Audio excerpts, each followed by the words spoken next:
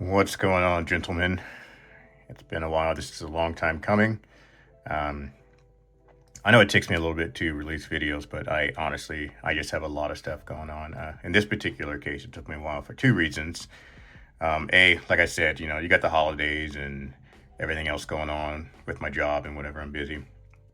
But the primary reason why I was waiting, I actually film all my videos just using a regular iPhone. And my last iPhone was iPhone 13. I noticed in my last video, I started to develop some audio quality issues, a little bit of what sounded like static in the background. So I knew it was about time for me to upgrade, and I wanted to wait till I got an iPhone 17 Pro, which is what I'm filming on now. And I always film at 4K resolution and 60 frames per second. So that's what we're filming on now, and hopefully it turns out good in the final product. Let's talk about the JSOC from Military Armament Corporation. These guys originally, so they came about from a company called SDS Imports, and they were founded in 2017, Knoxville, Tennessee. What they're known for primarily is bringing affordable Turkish firearms to the American market. When they came about in 2017, they also brought back the brand MAC. So from their website, it specifically says, at Military Armament Corporation, we specialize in bringing historically significant firearms back to the market while pushing innovation forward with new designs. Beginning with our flagship JSOC 1911 pistol, to our expanding lineup of shotguns and other firearms, we are committed to delivering high-quality, reliable products that balance heritage with modern performance. With a focus on craftsmanship, value, and customer satisfaction, we ensure that every firearm meets our high standards for durability and functionality. Through our partnership with SDS Arms, we also offer a wide range of firearms, parts, and accessories to support every shooter's needs. At MAC, our mission is simple: deliver exceptional firearms that honor the past while embracing the future. So just what I read, MAC, right? They're focused more on the historical firearms, bringing them to the forefront and releasing them. Obviously, that's seen with their launch of the JSOC. Under SDS Arms, they have also a sister brand of MAC known as Tisas or Tisas, however you want to say it. But these guns are really starting to pick up traction of being, high quality firearms at a reduced price, especially when you can consider the fact that they don't have any MIM parts in them. But we'll get into that a little bit later. As I usually do, let's pick this guy up and let's just take a look at it. Obviously, you can see it's fitted with one of my Surefires that I have. This is a hard to find light. If you see one pop up, there's always people that are like, oh my God, it's so hard to find. But when one does pop up, they want to bitch and complain about the price, right? You got to pay to play, man. Like, if you see one of these and they pop up, and if you really want it, you only have a few minutes to make a decision, buy the damn thing. Otherwise, it's going to slip. But this one's fitted with a Surefire 310, as you've seen in some of my other videos. But if you're looking at it, the first thing that sticks out to me about this firearm is just, it's a good-looking gun. Good-looking gun. No front cocking serrations, nice and smooth. You got the really tight, thin serrations that are in the back here. All right, coming on this side, you got the MAC logo here, and on the grips, and on this side, MAC there on the grips. Some people say it's excessive. Others will say, they wish that this and this weren't here. I actually don't mind them. I'm indifferent, honestly. If it was a clean slide, I mean, yeah, it probably would look better, but for me personally, I don't mind at all. Looking at the top, you have your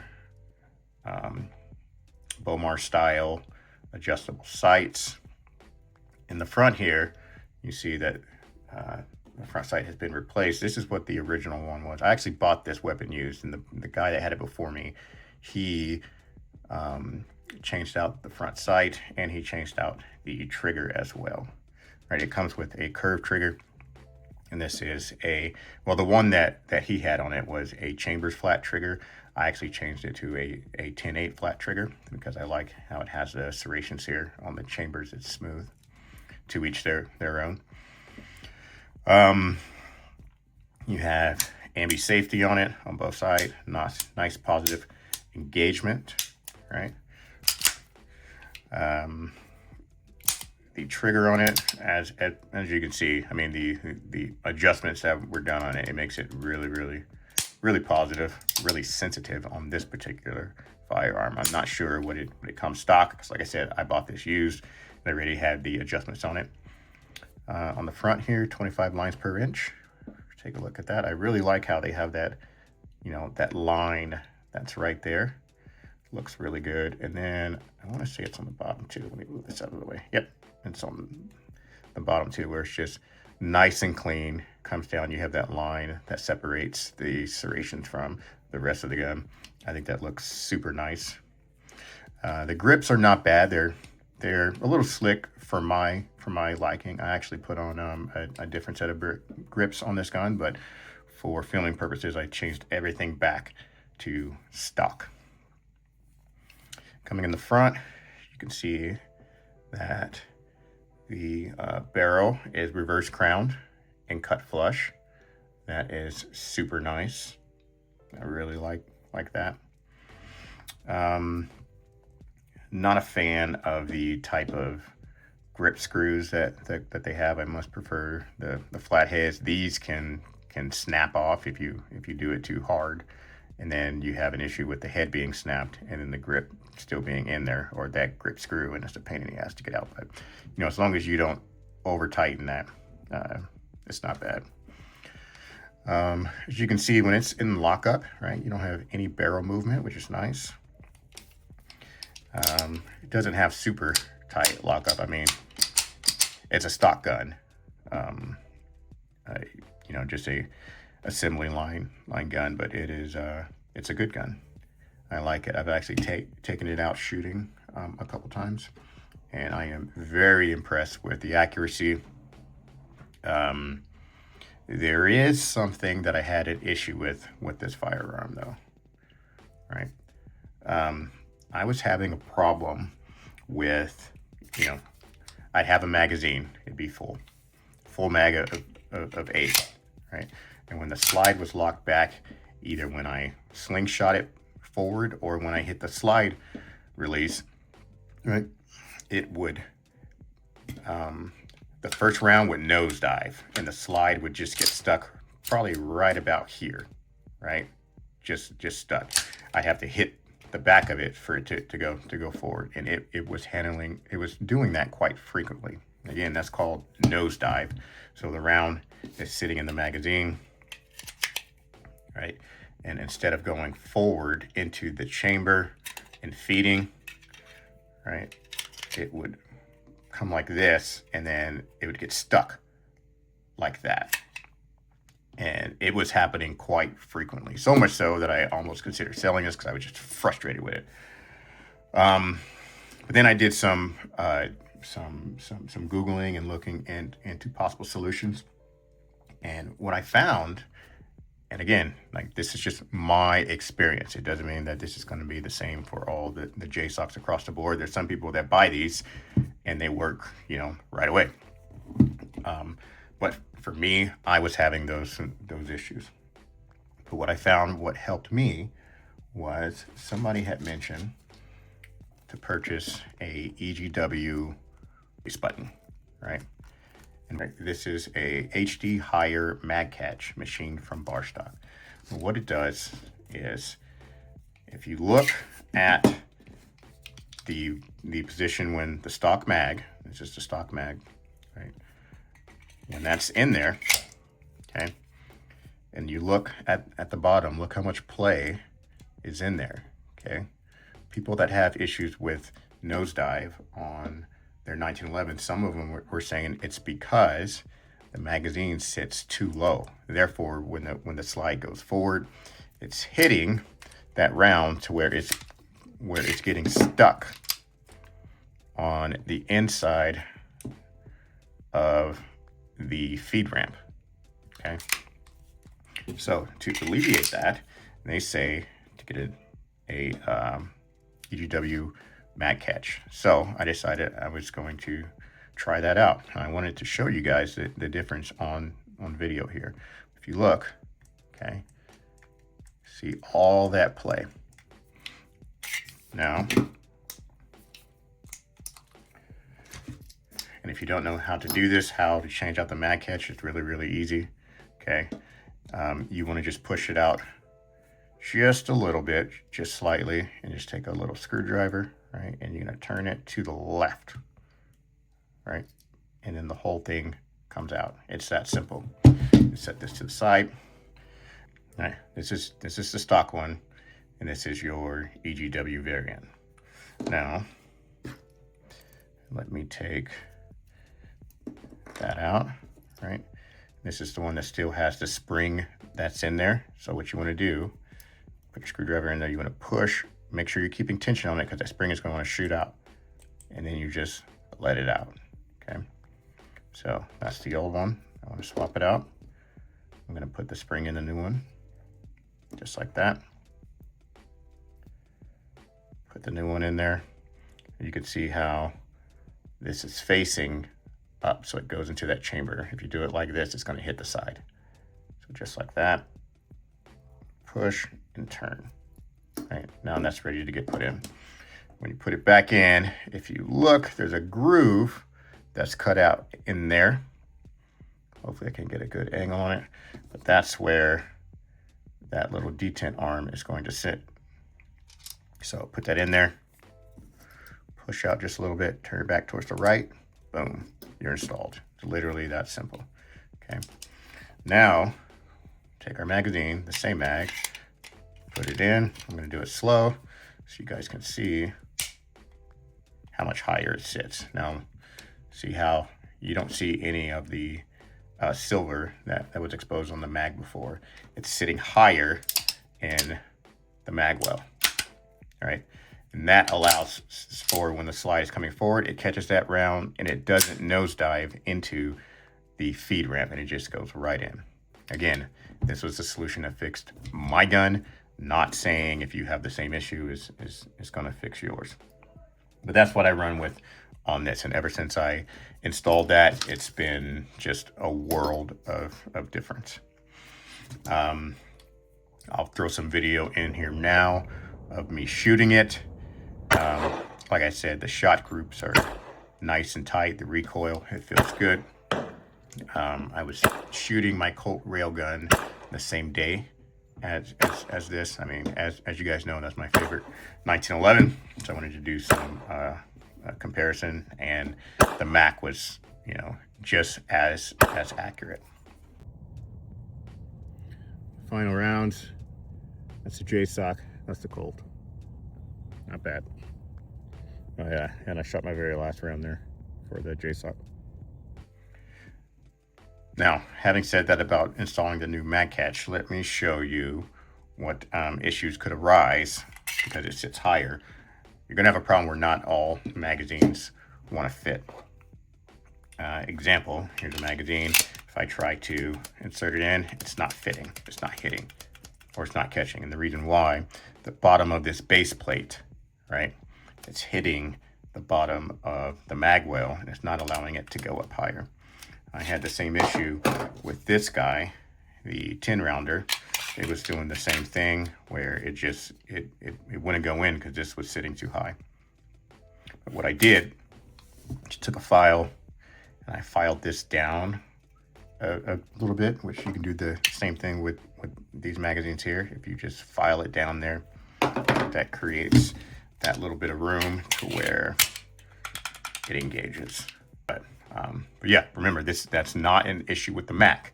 That's an issue with having your magazines sit higher. And because they sit higher, sometimes the base plate is going to interfere. So keep that in mind. Now, let's go back to talking about the MIM parts that are not on this gun. As you guys know, if you've watched my my other videos. Me personally, I don't care if I have MIM parts in my gun. I personally have never experienced MIM failing and breaking in any way. However, there is proof on the internet of various parts, i.e. like the bushing or the slide stop or other various parts failing after a certain number of rounds. I am not a person that has the ability to shoot thousands and thousands and thousands of rounds. I'm not rich, but there are people out there who shoot competitively that, you know, they'd much rather rely on parts that are from bar stock than something that is from MIM, which is metal injection molding. So if we take a look at this guy, let's go ahead and take off the slide.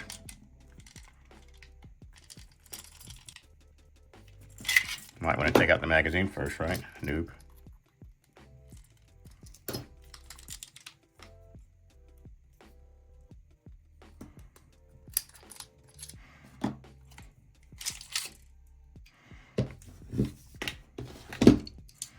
Okay. Got that there. And all right, it's just a slide. Obviously, there's not going to be any MIM parts when it comes to the slide. What I do want to show you, though, is something that I was very impressed with when I first took apart this. When I first took apart the slide and I looked at the firing pin. What was very cool about this is that this is a tungsten steel firing pin. Look at that. See how it's kind of got that bluish color? I thought that was pretty cool. Pretty cool. If you look at the bushing, you can see there's no MIM molding parts or MIM molding like little cast circles that would be in there. You don't see that anywhere on this. Okay. Looking at this here, right? This is all bar stock. Okay. Moving on to the frame. You know what? Actually, I was going to break this down off camera, but I thought you guys would like to see, if you don't know how to break down a 1911 to its smallest parts, why not? I'll see if I can show you guys how to do it and if it turns out good. And I'm just doing this at a whim. I don't know if it's going to be good or not. So on the frame, I always start with the grips first. Again, these are the Allen key heads grips that I do not like, but get yourself a Allen key bit, and then you just want to unscrew them. And you don't always have to take the grips off depending on the type of grips that you have, but in order to get the mag well off, you need to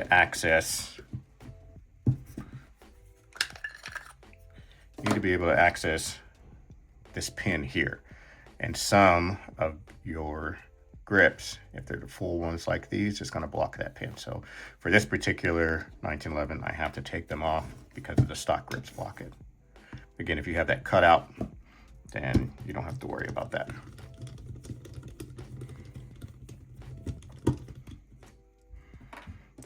And this is not planned. This was not meant to be a teardown video, but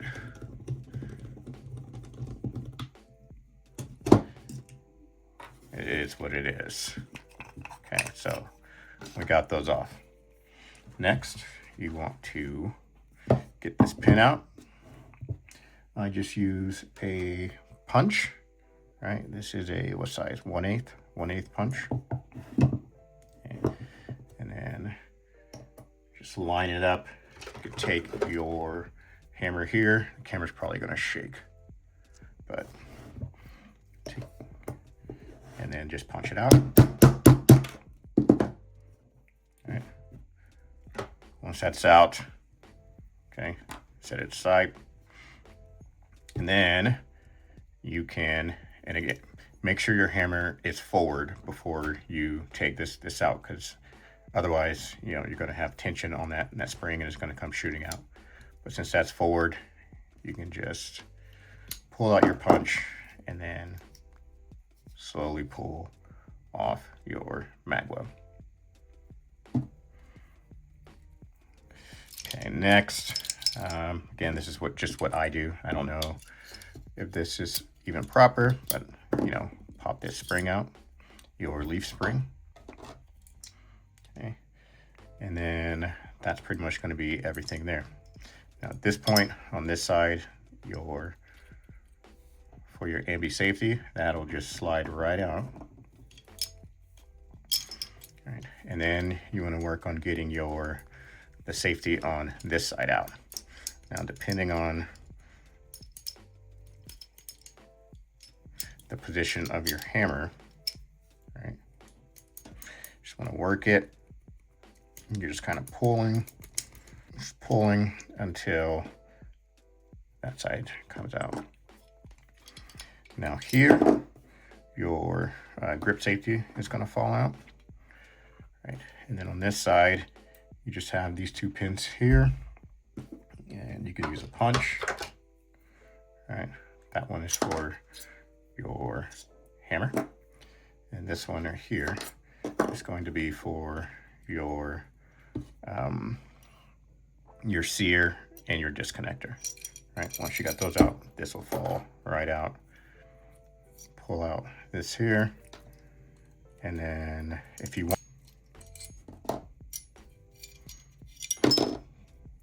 that's everything, right?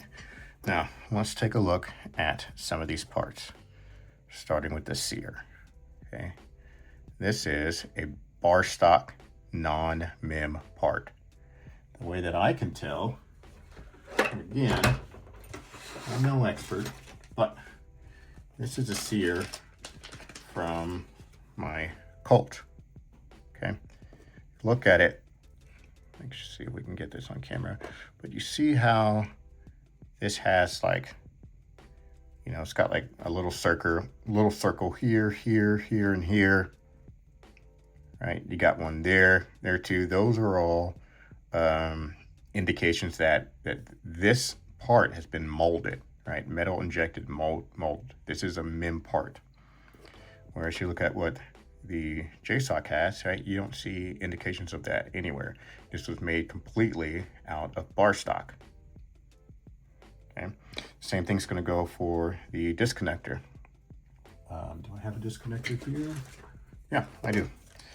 So this one again is from my Colt. I replaced these a while ago, but held on to them.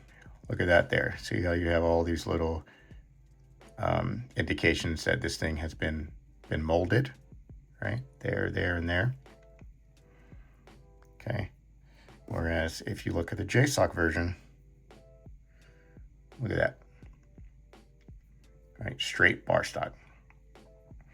This alone is the #1 reason why people will swear by, you know, brands like Tisas and MAC, right? Just some people get really finicky about the fact that some guns have MIM and some don't, even though they don't come remotely close to shooting the number of rounds that would cause MIM to fail, potentially, even though they've never had MIM fail on them. You know, it's just one of those internet things that blew up and people were like, oh my God, MIM's the worst thing ever. It's not the case, right? But those are little hints of MIM parts. So those are bar stock. Same thing, if we look at the hammer, right? You look at the hammer, you don't see any indications of that. What caught me right away is how, you know, this hammer, and then you got the strut. If your strut, your strut, if it was MIM, it would have a bunch of those circles here too, right? Hence that it was metal injected molded. But you can feel the weight of this thing. This is bar stock, 100%. And you got that, you know, that nice solid silver retaining pin there. Okay, I'm pretty sure that most of the small part pins are never MIM parts. They're always out of bar stock, even on lower end guns, because you don't want those key things breaking. But you know, this is all bar stock as well. Let's see, what else do you guys want to take a look at? Grip safety. It's got some weight to it for sure, right? Take a look at the, where is it?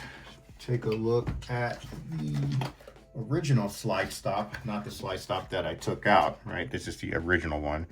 On the inside, right? No indication that this is a MIM part, 100% bar stock. Now, if you didn't know, the reason why I have a different one on there is to fit that light. It needs a, to fit that light, it needs a longer lever here, right? Because it goes into the hole on this side, right? If you were to use a regular one, it's too shallow. Whereas this one here, right, goes in there, holds that, and then it sits to the side of the frame. That's how that works. So that's why I'm using a different one. Oh yeah, look at that. Right? So this part, the actual pin, is bar stock, but the lever on this is MIM. See that? Whereas look at that. That's something that's made out of one solid piece of metal, bar stock. Okay. So I'll put this one back. And there's probably other pieces that falls under. It is eluding me right now what other piece I can show you. I want to say that sometimes the mag catch is MIM'd. This one here, 100% bar stock. No indication that, you know, there's MIM parts in there.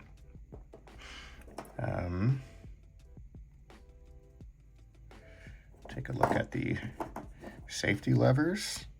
Right, I'm just trying to get everything in here that you guys might want to see.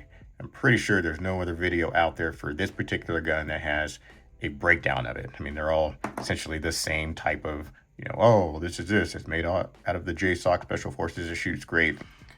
Okay, let's go in reverse order. Well, let me show you the frame, just in case anybody wants to take a look at that. And they're like, Joe, you didn't show us the frame. What's wrong with you? Do what we say. All right. Pretty dirty. But yeah, this is where the round would get jammed. And it didn't happen on the hollow points, thankfully, but it did happen on ball, where it would get jammed like that in there the first round. Now, obviously not that steep of an angle, but down enough to where it was causing that first round to do that. So with the mag sitting higher now it's able to just feed right in. Okay, going in reverse order. So let's start with the trigger. So you got your grooves in there, and it's just going to drop right in. Right, it should be free. It should slide freely. If it doesn't, then you either want to get with a gunsmith or yourself. If you look on YouTube and you want to work the trigger to where it's sliding free. Get your mag catch, drop it in like before. Got that in there. That's going to retain your trigger in there.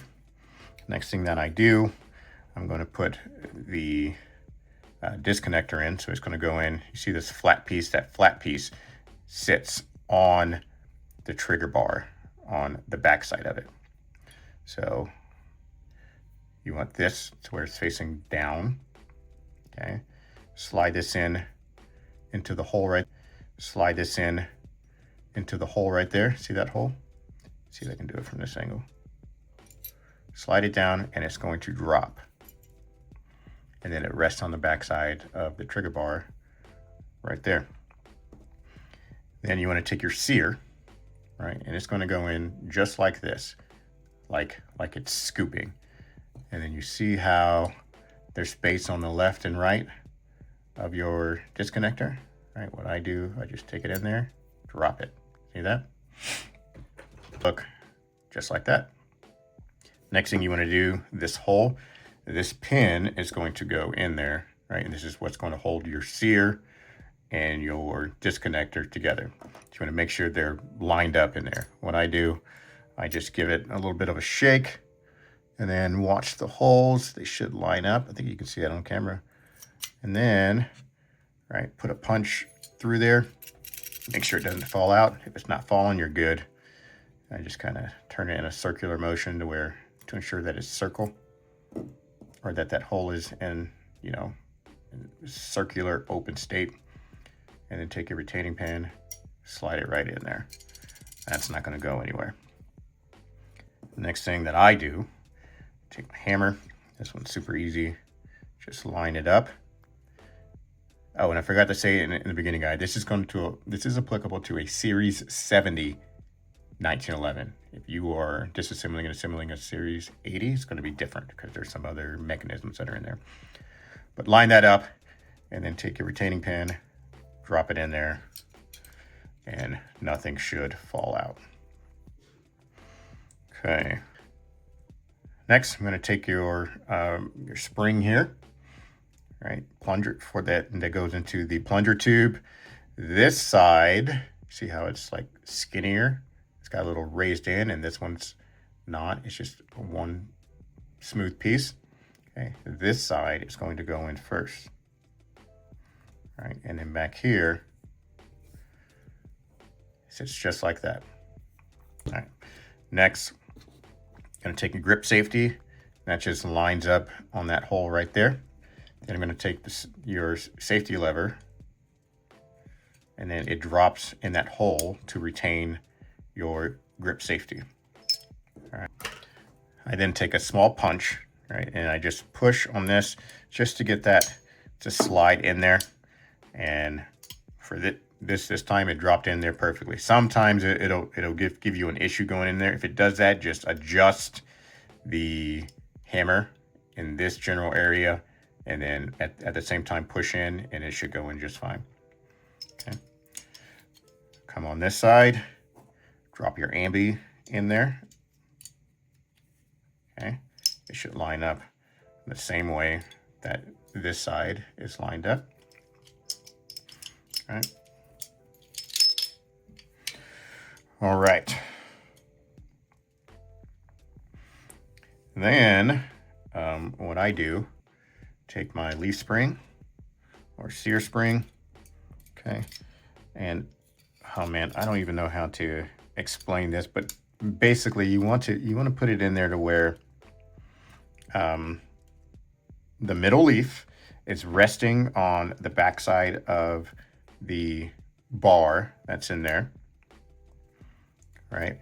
And then this leaf is behind this lever on your grip safety, right? And then there's a little cutout that it's going to fit right into. Just set it there.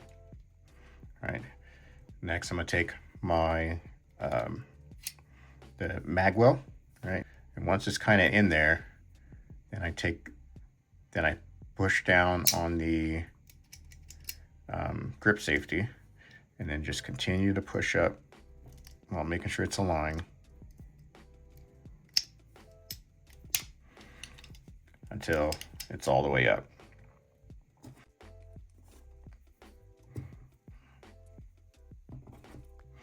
Okay, once you got that leaf spring in there, take a retaining pin. The smooth end goes in first on the left side of the gun. All right, give it a couple taps.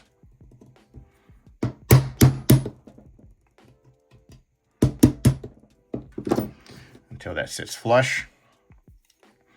And then to test it, right, pull the hammer back, should hear a couple clicks, and then you don't want to pull the trigger without the slide being in there, because you can damage the various internal parts in there.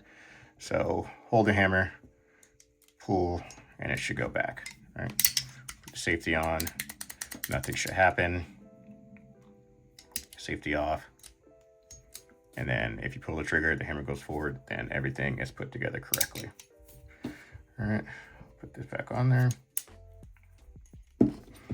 And then at this point, you just put your grips back on.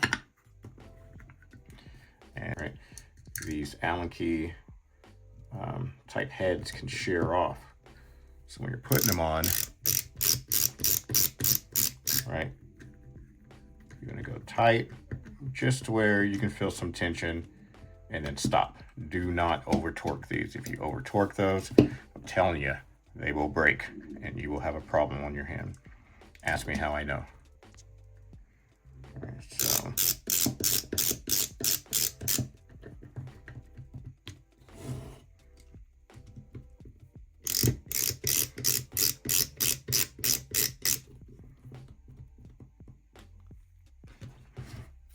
all right. Okay. I know I didn't show you guys how to take the firing pin out, but so it'll be captured by a spring. All right, one side of the spring is usually tighter to fit around the base of the that's the tighter side, to fit around the base of the firing pin. So it'll look just like that, and then drop it in the hole. Right, it should sit right about like that with the spring pushing out. And if you look, if I take my little punch, right, it goes in that chamber, right, just like that.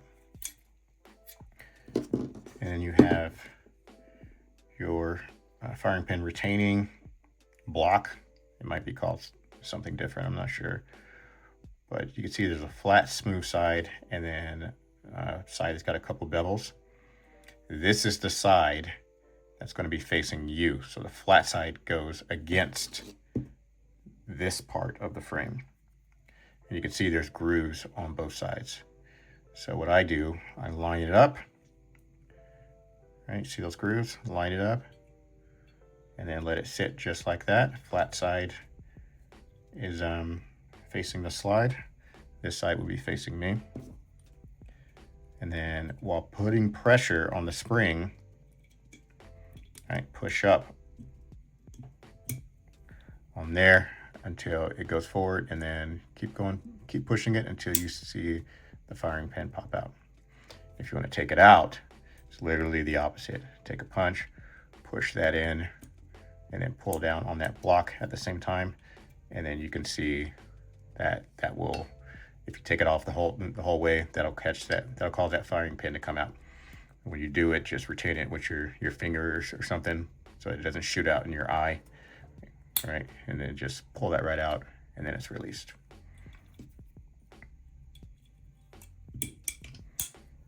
Just like that. Okay, and then this just goes into basic assemble and disassemble. Got your barrel. Push that in there. Your plunger. All right, this end usually fits tighter. I put that in there. The spring. Slide it on. Make sure that hole lines up. And then, you know, actually, I'm not going to put the light back on. Put that in there. Put this little cutout on that little edge right there. Push it in. Slide it forward. Put it on save. If you want, you could have put this on beforehand, the bushing, right? But that just, there's this little spot that's right here. Right, it sits in just like so. Turn it.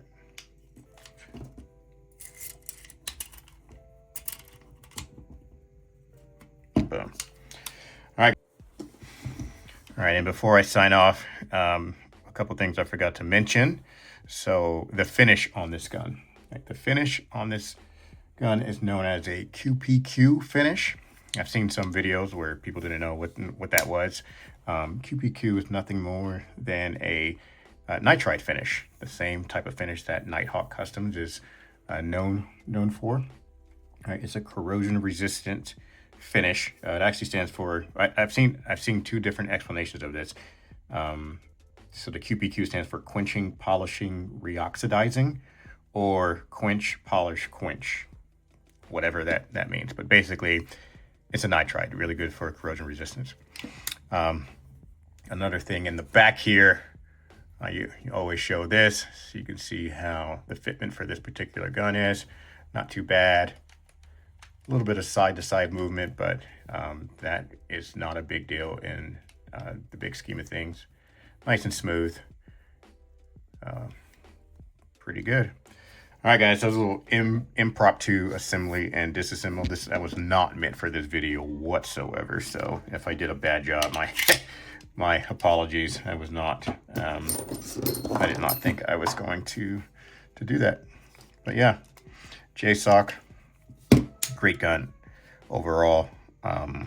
I would recommend it, and if you're having issues with it, you know what I have heard too is that they have with MAC, they have an incredible customer service process where if you're having issues, doesn't matter what it is, you write them, you let them know, they will send you out something to ship the gun. You ship it to them, they'll fix it, they'll send it back, and then whatever your problem is should be taken care of. And that's it. Hopefully I didn't forget anything, guys. If I did, I apologize. Trying to get this video out. Otherwise, stay safe out there, get out and shoot, and we'll see you next time.